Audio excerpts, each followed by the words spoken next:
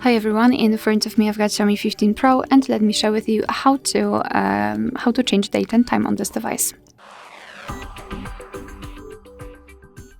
So let's start with opening the settings, and here we have to scroll down to the very bottom to find additional settings. Then let's tap on date and time, and here we've got some options which are currently inactive, so let's tap on those switches to turn off the automatic options.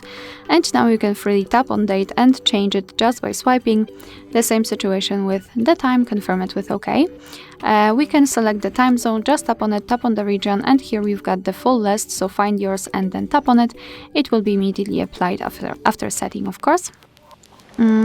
You can also change the time format. You can use the automatic option, which is based on the system language, or set either 12-hour format or 24-hour format. It's up to you.